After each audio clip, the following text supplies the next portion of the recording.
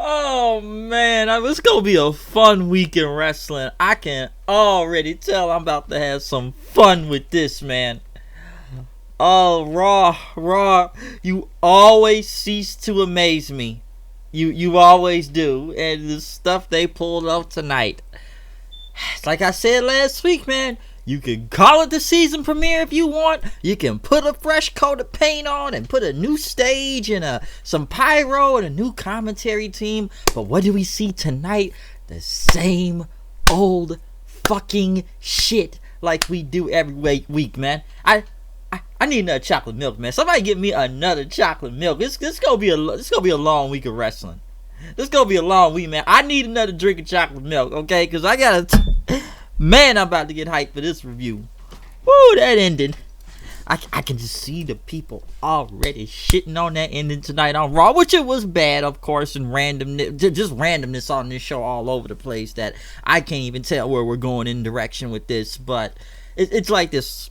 Before I go anything further into this review, because it's going to be a lot of reviews this week I'm going to be doing from tonight to Wednesday with AEW and possibly NXT, maybe on the same night. I'll just wait till Thursday. Friday, SmackDown, Impact is tomorrow, but Impact's not on their, real thing till after Bound for Glory, so we're still going to have to go with that stupid Pursuit crap, but they're already going to be paying the pay-per-views tomorrow. But like I said, wrestling's gonna be almost a full week's worth of thing nowadays. That's basically what it is, okay? And the week begins now. And the so-called WWE Premiere Week, which, if you want to call it that, or the season premiere of Raw, I don't call it the season premiere of Raw. This is just Raw.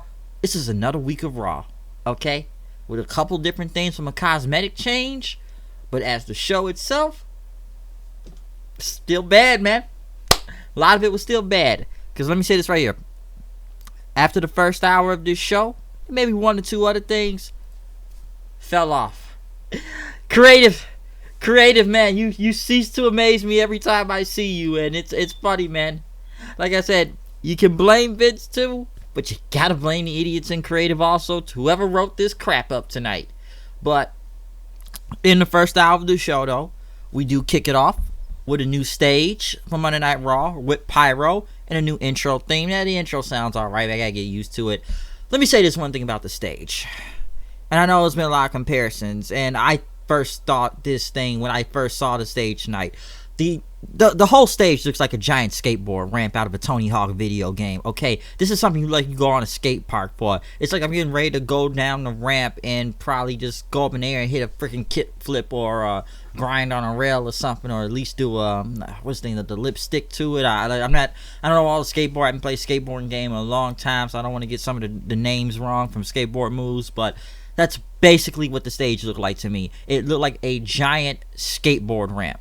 Okay, and I've heard Tony Hawk jokes all night, or maybe a Bam Margera joke or whatnot, but it looks like something out of a skate park. Okay, I'm wondering, am I going to play the newest Tony Hawk video game, which they don't even really make those anymore? And I've been a fan of those games in the past too. Tony Hawk Underground 2 and Pro Skater 3, some of my favorites. And American Wasteland was good too, and some others. I don't know about the future titles in that last one they put out, but that's basically what the stage looked like. It looked like a Tony Hawk skateboard ramp.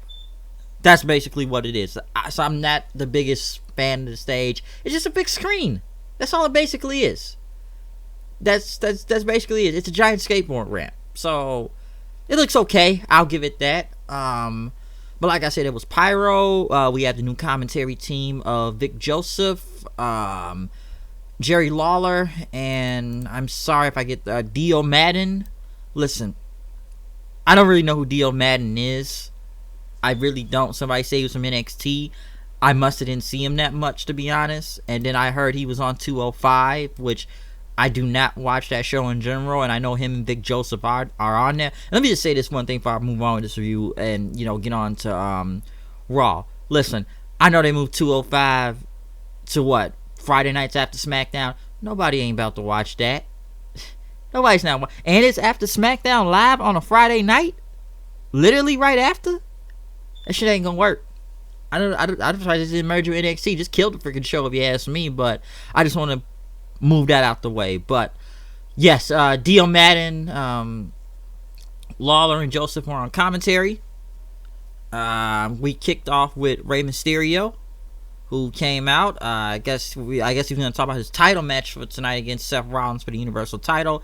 He'd spoken Spanish for a minute, and he owes so much to his son because he's still in the ring because of him, and he wanted to bring the title home and everything until Brock Lesnar's music hit then, which also he had pyro too. So we got to see Brock with some pyro out there. Pretty much Heyman had the microphone, and Lesnar took the microphone out of Mysterio's hand and gave it to Heyman, but Mysterio took back the microphone.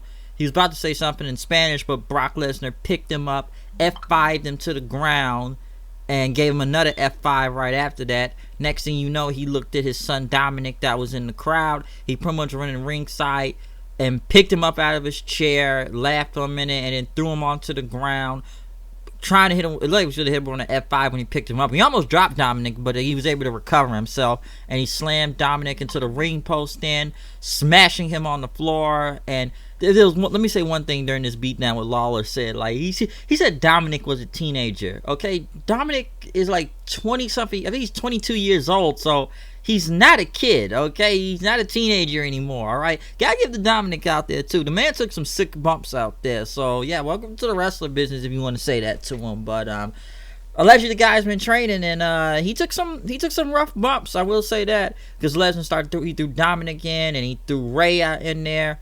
Lesnar hit a big German suplex on Dominic when he went flying. Okay, the dude went almost flying, like almost 3 feet and everything. Rey tried to come back and save his son, but pretty much he gave Rey another F5 then. Lesnar was about to leave as Rey tried to check on his son, but Lesnar came back in, suplexed Rey, suplexed Dominic, and just threw them all over the place then. Pretty much, he went outside. Rey laid up the cry as he checked his son and everything, and they were checking him in the ring. Lesnar came back, past the referees, beats up, I don't know which producer, but he beat up one of them, knocks Finley out the ring then, and then knocks Rey outside like a rag doll out there. Even tossing Dominic again one more time, and before they went to commercial break, the fans started chanting asshole out there at Brock Lesnar, and as he ripped off his shirt. Number one, this is probably the best entire segment out of this entire night of Brock just beating the crap out of Rey and his son Dominic. Obviously, this is to put heel heat on him, especially against his title match against Kofi Kingston for this Friday on SmackDown, so that it is working. I'll say that, to make him look like a killer out there. I was very surprised that they beat up Dominic. I think a lot of people wanted to see that in a way when they were doing that thing with Samoa Joe, but it never happened. So I guess now if you wanted to see this is probably now worth the wait. The guy got thrown around there like a freaking rag doll, and he took it like a champ too. So gotta give credit for Dominic out there for taking some sick bumps out there by Brock Lesnar, which just does put sympathy on Rey and Dominic now. And they had to carry him out of the the ambulance then, on the stretcher, which in a way, now let me say this, and I don't want to jump to conclusions right now, but I'll say this: could Rey probably come out there and interrupt Brock this Friday on SmackDown during his title match? Possibly. Or maybe set up a title match against him? Possibly. And I'm just going this right now, so I'm not gonna go in the full thing, but don't be surprised if someone interrupts that WWE title match this Friday on SmackDown and everything. Now, my friend told me it's tonight. The only reason why they're putting so much heat on Brock is it to make people care about Kofi, because Kofi is not over. In a way, yes, Kofi is still over, but he's not as over in a way like he was at WrestleMania. So I couldn't understand it. But in the 10 minutes of this show, right off the bat, they made Brock look like a killer, which you get Brock on the show, and then he can leave, because we all know Brock. I'm sure Brock does not like being there all night, so do it at the beginning, and there you go. Because right after, the EMTs are pretty much bringing Rey and Dominic. Dominic, was being stretched into the ambulance as Rey was checking on him, trying to apologize to his son. And as we left after that, we went to Sasha Banks versus Alexa Bliss. Alexa Bliss gets pyro, and I'm gonna get into that little problem tonight also. Why did she get pyro? Because these people will put this girl on a pedestal. And before the match began, Becky Lynch came out, which she had a whole bunch of steam. We haven't seen that in a while. Entrance since probably SmackDown a couple of years ago with her steampunk entrance. She got back. Listen, this match with Sasha and Alexa Bliss, the match was whatever, and Sasha won. That's all that really mattered, because we have a title match this Sunday. I almost forgot it was a pay-per-view this Sunday. Personally, in my opinion, is this: I just want Sasha to beat that bitch's ass, to be honest, okay? I just want her to beat that bitch's ass just to piss these damn Bliss marks on the freaking internet. And I'm sure, trust me, me and a lot of people agree, man, so they can just go cry and moan and bitch that Bliss lost. So I want to see it, because it's hilarious to me. I know people say that Sasha and you know, Alexa probably, you know, there's been always saying about what they have heat with each other or not. Honestly, I would have been surprised if Sasha damn near tried to shoot on Alexa Bliss, and I wouldn't have a motherfucking problem with it. I would have a problem with it for some reason. And you know, it was one weird thing, especially when they were doing that split screen and they talked about Batista and Gears, and throughout the match you heard a siren. When I heard a siren and everything, I kept wondering, like, is Scott Steiner here? Like, so every time I hear a siren now, I always think Scott Steiner's coming out for some reason. I don't know why, but I always do. But you know, the Sasha match, like I said, I just want to see her beat that bitch's ass. That's all I wanted to see. But as soon as Sasha won, Becky headed to the ring then, pretty much trying to go after Sasha. Sasha went over the, you know, the barricade then, as Becky pretty much got in the mic, says, "Where you going, huh? Because you can't escape me in Hell in a Cell, pretty much, so it's going to be painful for you." Next, right after tag team titles on the line, Heavy Machinery versus Rude and Ziggler. I don't know why this is really a match on here, but I'm seeing a lot of AEW commercials throughout the entire night at the same time also. But before we, you know, as they went on to that, they kind of went to Chai Caruso, who interviewed Seth Rollins. Pretty much he was disgusted by Lesnar's action during, you know, doing to the Mysterios and everything, but he needs to focus on Bray Wyatt, that he will survive and prevail him tonight. And you know, since I guess there won't be a title match, even because Ray's in no condition to compete, so now we don't even have a title match anymore. We were supposed to get a title match tonight between Ray and Seth, but that's not happening, obviously. So someone else was gonna get a chance to do it. As for the match with Rude and Ziggler versus Heavy Machinery, number one, Heavy Machinery's over, mostly Otis. I will say that. The guy just oozes charisma. I know some people already complain about him not wearing a singlet and just wearing trunks out there to show off the gut. But, to show off the gut and everything. But he is over, I will say that. Rude and Ziggler pretty much went clean. So, there you go. It wasn't a bad tag match, kind of random, because what did Heavy Machinery really do to even earn a tag team title shot? In all honesty, I don't even know what they did.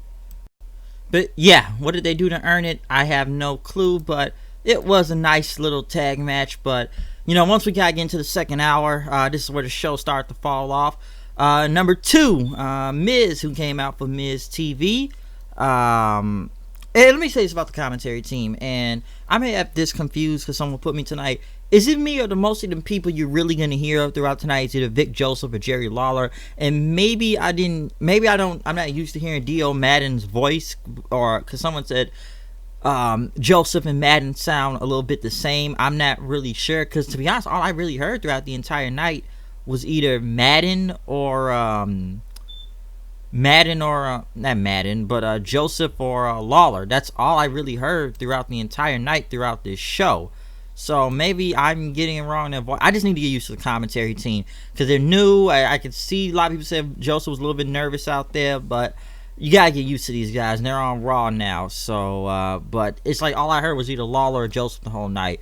Like I said, maybe I need to get used to the man's voice, that they sound the same. I don't know. But then we go to Miz TV in this segment, which he had Pyro, which he had Ric Flair, which they had his graphic wrong. Apparently he's a 17-time champion now. We know he's had more title reigns than 16, but apparently now WWE botched the graphics and put 17-time world champion.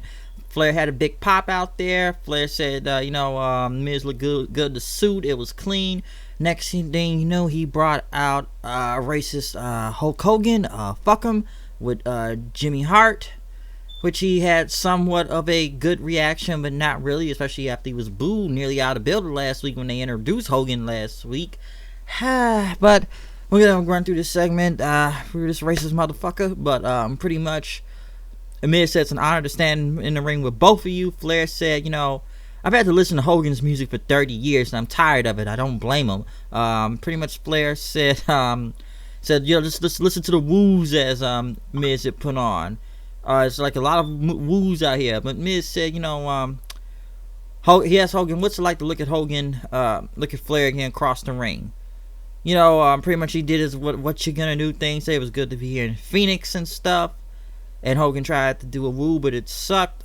Flair pretty much says, listen, you may be recognized as the greatest draw in the history of this company, but nobody, touches me, okay? Listen, like he said, it was him, Taker, and Austin, he said, was like the biggest draws. But, he said in this company, Flair pretty much says, listen, I don't have any equals in the ring, okay? Which Flair pretty much says, you want to go one-on-one with the kiss stealing, wheeling, dealing, jet flying son of a gun, as Hogan pretty much said, you want another shot to 24-inch pythons. Flair took off his jacket, so Flair is in rare form when he takes off his jacket and is about to fight, but, he goes across the ropes, but they shook hands. Fans... Which Flair and Hogan shook hands then. And then the fans, which I don't know what these people are thinking right now, but they start to chant one more match. Listen, none of these guys need to be wrestling, okay? None of them. Flair is crazy enough to do one more match. I would not be surprised by that. And honestly, I probably bet my money on Flair than Hogan in this match, because Hogan has a horrible back. It's not, these guys just don't have it no more, okay? Flair's crazy enough. I believe he can do it. He's just crazy, alright? I've seen that. I've seen it in TNA, alright? The man can still cut a hell of a promo, alright? Going in the ring, nobody wants to see these two. These two are technically already past their prime. You don't want to see it. So then, pretty much, this is now making no sense at this point. Especially the one more match. And listen, if you want to see Flair versus Hogan, you could put that on Blood Money 3 at the Crown Jewel, Saudi Arabia, whatever third world country this is at this point. That's where you'll see a Hogan versus Flair match. And I put my money on Flair right now just to tell you that too. But pretty much, since they want to put some zeros in their paychecks, which I'm sure they're going to get paid a lot of money for this match now, this Team Flair versus Team Hogan match 5-on-5. Number one, Just F Survivor Series. So Survivor Series doesn't even count no more. So I'm doing wait, Team Hogan versus Team Flair. And this just gets more weirder and random. And I believe now I'm hearing that this match is supposed to take place at Saudi Arabia on Halloween night, if I'm not mistaken. So Halloween, that's going to be a scary one to know. But listen, so let me get this straight. You're going to do a 5-on-5 Survivor Series style tag team match. You're not going to do a Survivor Series. You're doing this match because you have Hulk Hogan and Ric Flair there. First off, the last time I seen a match with both Hogan and Flair as the captain of these teams, and I'm glad someone pointed this out tonight, was 2010 in TNA when it was Lethal Lockdown, and that was a way better match at the time too. I know people don't like a lot about TNA in 2010, but there were some bright spots in there, and that wasn't even a bad match. I remember that match very well now. Even Impact had to tweet it out tonight, and Tommy Dreamer had to poke fun at WWE. So we've seen Hogan and Flair, well, it's not Lethal Lockdown here, and it's not going to be in a cage, but we've seen this type of 5-on-5 thing with a Team Flair versus Team Hogan. I think it's when Flair had that Fortune faction at the time too. If I don't know if he had Fortune yet, but I think it was during that versus Team Hogan and stuff at the time. I remember it well, folks. You don't believe me? It's already happened.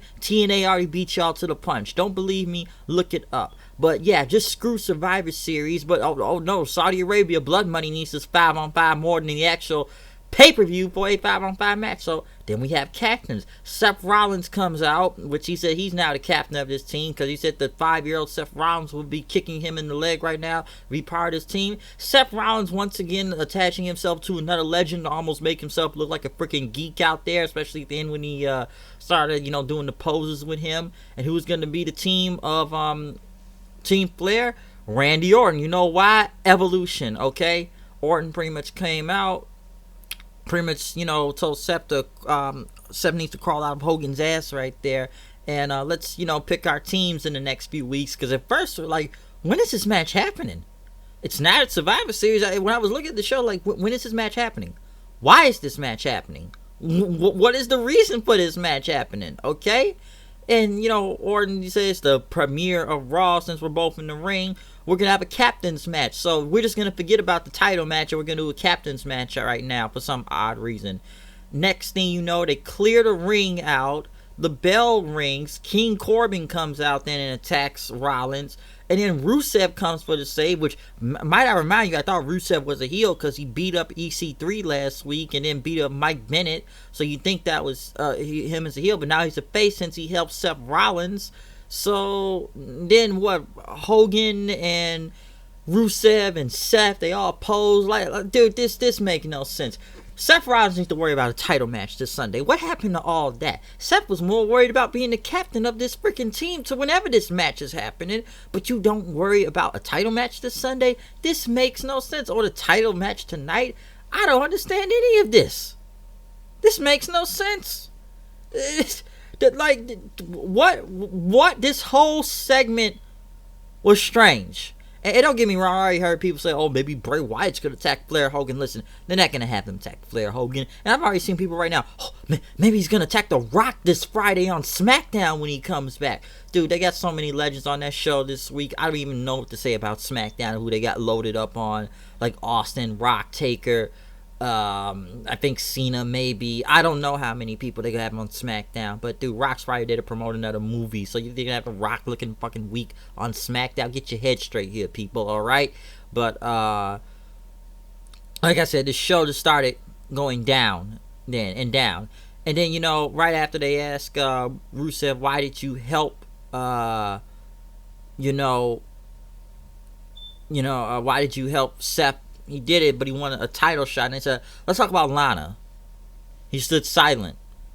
So he didn't talk about Lana, but Rusev said he's now next in line for a title shot now. So he will be the one to face Seth Rollins tonight. We went to another AOP video. They pretty much spoke, I believe they are Armenian, talk about violence and rough upbringings. Good promo, I will say that. The Viking Raiders went against the OC. I do not care. This crowd did not care. OC got a jobber's entrance. There was no 50-50 booking. OC looks even more horrible, which at one point I just keep now saying send Gallows and Anderson back to New Japan. No one cared for this tag match. They lost last week. They lost again. Why should I care? Why? I don't understand why. I don't need to care. Cesaro was on the microphone, pretty much says he enjoyed what Lesnar did to Mysterio out there. And, we would have had Lesnar beat it one punch and everything. He would have done the same thing and stuff. Exactly what Miz said, like, everybody touched my kid, you don't know what I do to them. But then next, I guess Ricochet pretty much says, how about I challenge you up next, which I don't know how many times I've seen Ricochet and Cesaro. Number one, Cesaro now wears dress pants also to wrestle now. I don't understand his gear anymore. I really don't understand what Cesaro. It's like somebody told me this guy had a great match at TakeOver UK, but now he's just jobbing at everybody. Is this a form of punishment for him having a good match? Whatever happened to Sheamus? I wish they teamed the bar up again. Whatever happened to that? Listen, Ricochet and Cesaro, I don't mind that match, but we've seen it too many times. Ricochet won. I believe they said it was Mysterio's West Coast Pop for the win, so there you go. The West Coast Pop and stuff. But I've always liked that move, by the way, too. But I don't understand Cesaro wearing these either track pants or dress pants, or I don't know what does he not have regular wrestling gear anymore? Because his gear is getting very strange to me. I thought it was an accident one time, but now I'm kind of starting to question a little bit more about his gear. Bray Wyatt was here for the Firefly Funhouse. They were all looking at something has to do with the Fiend. The rabbit died again, so it's not like the rabbit has not died before, Rambling Rabbit, but that rabbit man saved the rabbit man. The rabbit is cool. The rabbit is great. I like the rabbit. But the puppet treatment's worried about what the Fiend's gonna do to Seth Rollins Sunday. Wyatt said, it's okay to be scared and everything, but he's scared too because it's hell to sell. And then I think the pig Huskus there pretty much says what's it gonna be like, and Wyatt says imagine a world without chocolate, only worse. Whew, world without chocolate, huh? I wouldn't be drinking chocolate milk right now at the beginning of this video, and right now if it was a world without chocolate, no, don't remind me. I need chocolate milk half the time. It's my favorite drink. But Wyatt pretty much talked about in the cell. It's a horror place that you truly never leave, and it's trapped there with you. And the buzzer pretty much says what you think's gonna happen to Rollins, and he's gonna protect this place, and he will come back, as Wyatt said. But I'm gonna go tell Rollins. Let's go be nice to him right now. As they all smiled and waved at the segment, then to pretty much leave off from that. So they said wave Mercy, wave. So I guess we're gonna see Wyatt later on again. Hold up.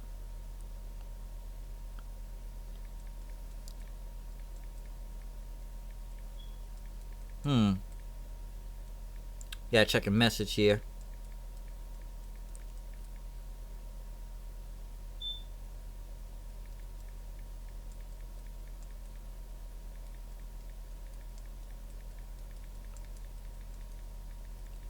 But yes, as I said though, they all waved away. We didn't get ready for a U.S. title match.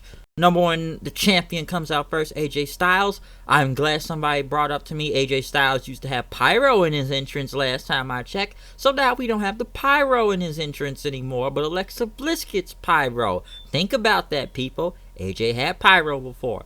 Why doesn't he get pyro anymore? And that even brought back.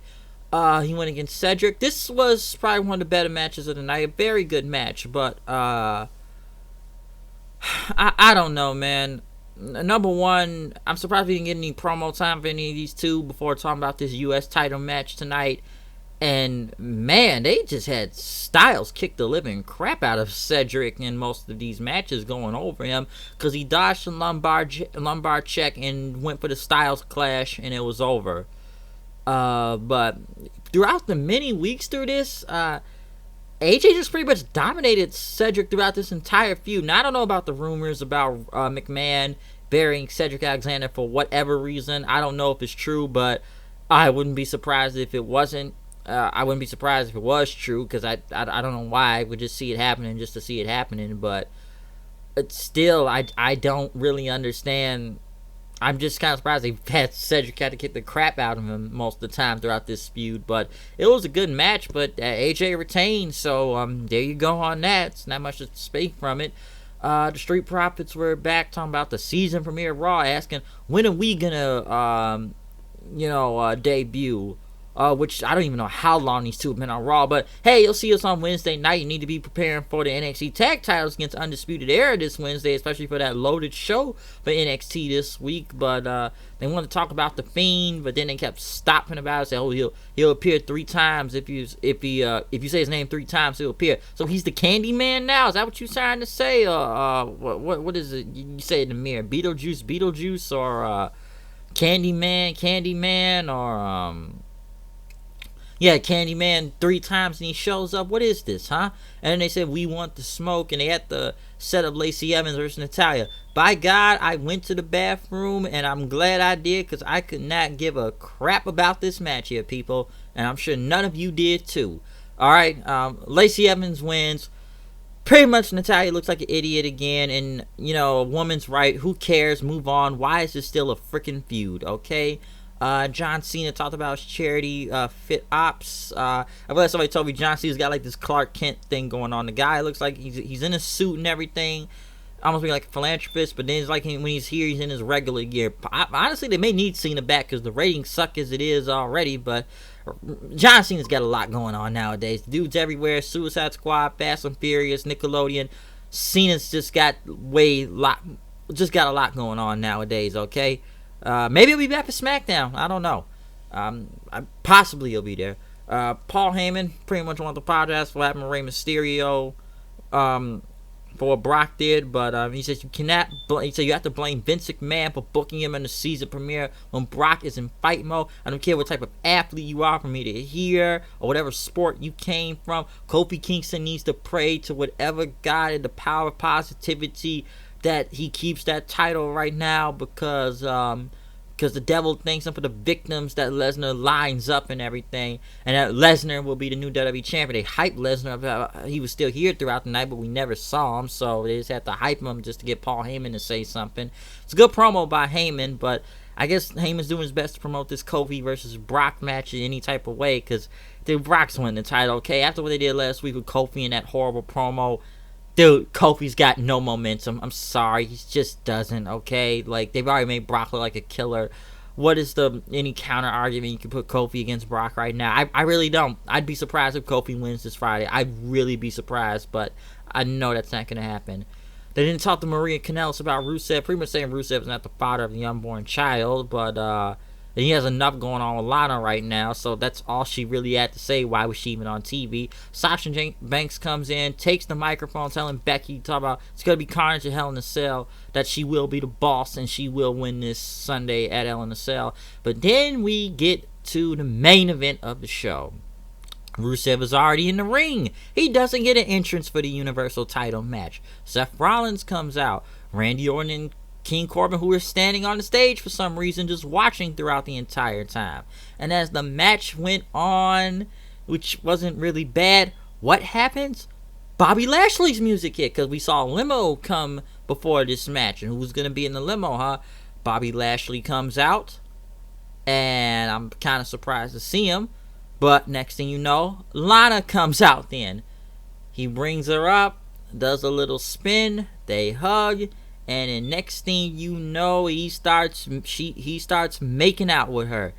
And Rusev stands there like an idiot as he continues to watch Lashley make out with his wife.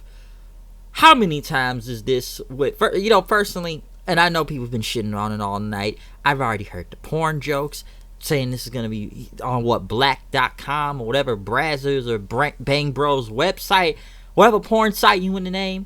I'm sure that you all are naming that right now, interracial porn. Number one, I will say this. He was going in. I guess they had to sell it to make that look real as possible, but man, he was about to go. He was going in on that, man. Damn, like, you might as well just fuck on the stage. You might as well just start fucking on the stage, because that's where it looked like it was going. Because I even had to sit there and laugh like, I'm like, damn. You might as well just hit that. And Rusev will watch. This is like the third time now. First it was Ziggler a few years ago. Then it was Aiden English in a way with the Milwaukee thing. And now it's Bobby Lashley. And I'm sure, listen, this is something in the Attitude Era that would have happened. Because we've seen stuff like this happen in the Attitude Era where there's some love triangle thing that's going on in this. But this feels random. Rusev just looked like a freaking, he's a cuck. And like somebody told me tonight, why is everybody a cuck on the show nowadays? You got Mike Bennett as a cuck. Now you got Rusev as a freaking cuck out there. So like, hey, I'll just stand there and you can fuck my wife. That's all that's going to go right now, okay? And it's like somebody told you about last night, man. Once you go black, you don't go back. Personally, I found this funny. I even have to raise my glass and say like, my man. Because I've already seen people on the internet saying like, man, they wish they was Lashley right now because they probably would want to hit that too. It's Lana, okay? So it's almost like you got to put your glass up, say like, my nigga, man. My man. My motherfucking nigga. Yes, it was horrible at the same time, but I found it hilarious at the same time too. And then you know what's even more random? The Fiend comes out and attacks Seth Rollins, and that's the end of the show. So, listen. This is, once we got past the first hour of the show, steadily things kept going down the freaking hill, especially after the Brock Lesnar massacre out there, okay, and maybe the U.S. title match too. But everything from Miz TV to the Bizzare, Ric Flair, and Hulk Hogan segment in this weird 5-on-5 match that's not even at Survivor Series, but I believe it's at the Blood Money 3 show of Saudi Arabia, if I'm not mistaken, because I didn't know when that match was happening. Seth looked like a geek out there still in a way, just trying to attach himself to another legend and try and look cool. Just why the OC versus the War Raiders again? Why Lacey Evans versus Natalya? Cesaro and Ricochet again. And then you get a Universal title match, which didn't really make any much sense to why it was going in, and just gave it away instead of saving it for a mystery. Why do that? And I'm kind of glad Bobby Lashley's back at the same time, but it's like I'm just speaking to somebody right now on my phone too. You see, if Lashley was in that position tonight when he came back and beat the living crap out of Rey Mysterio, his son, he would have got so much major heat out there. Bobby Lashley should have been looking like a killer. Bobby Lashley needs to be booked like he was when he was on Impact Wrestling at the time. The man looked like a freaking killer and a world champion. Okay, he was the man down there. Ever since he came back to WWE, they have had no idea what to do with him ever since they brought him back. From the horrible sisters thing to Leo Rush in some sort of way, I'll go with that. Then they tried to make him like Lex Luger 2.0 or some narcissist gimmick with him posing, and now he's fucking everybody's wife now. Okay, he's gonna fuck your wife long dick style. That's how you're gonna go. You don't get the joke? Go look it up on the internet, people, if you don't believe me. Okay, because I've been hearing already several jokes about Bobby Lashley right now. Some say this was one of the worst Raw endings they could ever think of. Hey, I've seen worse, but in a way this was bad, but I can just laugh at it at the same time because I just like seeing people complain on the internet about it. But I'm like, man, like I said, this company ceased to amaze me when they do horrible stuff. Okay, so if you want to say this was a season premiere of Raw, you can want to say it's a change and that. Was it really a change? Tell me. Because like I said before, you can have all this new stuff and have a fresh coat of paint, but when you put the same stuff like you've been putting on TV for I don't know how many years now, and it's the same freaking show, what's different? Tell me what's different. What, skateboard ramp so Tony Hawk can skate on the Raw stage now? That's what the stage looks like, folks, okay? What do you want me to go on from here? I don't know. What do you want me to go on from this? But listen, this is basically what the show is, okay? I don't know why they have this love triangle thing. Like I said, I don't get this love triangle thing. And I guess Rusev has to go over in this, however this is going to go. But personally, I don't even know why they even brought Rusev back now if they were going to do this whole thing. Even Bobby Lashley. Why did they even bring all three of these people back? Why bring all three of them if they were going to do this? So, hey, Rusev, he's got to stand there and watch someone fuck his wife again. And, man, like I said, they had to sell that to make that look real. I got to say, man, they made it look real, though, man. Hey, man, make it real as possible. Even if you got to fuck him. I would. I'm sure anybody, you all would too. You may think it's some stupid joke, but you probably would. You know you would. And he looked like he was about to bang that on the stage, man. He looked like he was about to hit it right there. Okay, he was about to hit that. He was going in. But this it makes no sense. Why even give Rusev a title shot? Why this angle? Why the randomness? This show has just been random all over the place with these random returns or just random people coming out. Listen, I know the wild card will be over soon when the draft happens, because even I said before, I know people say the real change happens when the draft begins. Is it really though? Is it really? I don't even know, because it just shows me and switch from here. We're going to put 205 here. We're going to switch SmackDown there. We got a draft coming next week. So, yeah, as I said before, I'm going to have a lot of fun watching wrestling this week, because I'm already having fun tonight of how bad this show was mostly throughout most of the time. Now, we still got, I'm sure everybody's now praying to God this week for NXT and AEW this Wednesday for the Wednesday Night War. So, we're going to be all over that war this Wednesday. I'll tell you that right there. I'm going to be coming with that AEW review first, but I come with an NXT one. Like I said, Impact, check it out on Access TV. If you didn't see Homecoming, they're gonna play it tomorrow night. Have a fun time watching it. I've already seen it since January. I know we're playing pay-per-views for the next 2 weeks, but hey, we gotta lead in the Bound for Glory somehow. But that, like I said, the real show's not gonna begin until after Bound for Glory, when they can be on Access TV like that. And what else you got this week? Like I said, you have NXT and AEW, and you got SmackDown this Friday with almost everybody in the book coming back to SmackDown, because this is the 20th anniversary, people. So yeah, SmackDown, it's got a lot going on. They announced The Rock today too. So can these shows get better this week, or will this show be worse? NXT and AEW, I'm not worried about them that much. Well, AEW, we gotta judge on that.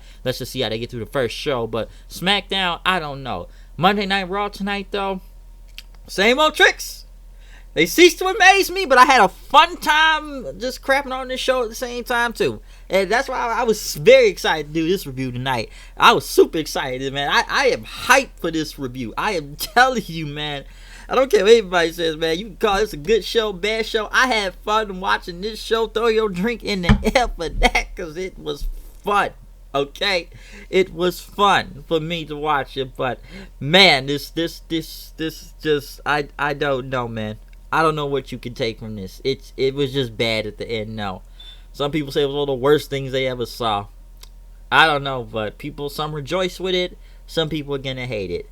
Me, I find it funny, but like I said, man, Lashley, he was going in, but I wish they book him in something better, though. But other than that, I am going to end this review from here. We will see you this Wednesday for the AEW Dynamite review, and maybe Thursday for the NXT review, and maybe on the same night, but maybe both if I watch. I'm not going to flip channels. I'm going to watch one show at a time, but we're going to see you this Wednesday for a review, okay? But I am done from here with this Monday night for review, Raw review, okay? So once again, comment, subscribe. You know, it's me, the HOOD. Come here with the news and the reviews. You know what I am, you know what I do. Came and I saw. We are now done with this review for Monday Night Raw. I'm messing up my words, okay? So keep it clear. Was this really a season premiere? Comment, subscribe. Why am I repeating myself? Follow me on Twitter at HoodedKnight890. I am out of here. I will see you guys later. Peace. We'll see you later on this week with another show. I'm out. Ow! Yeah.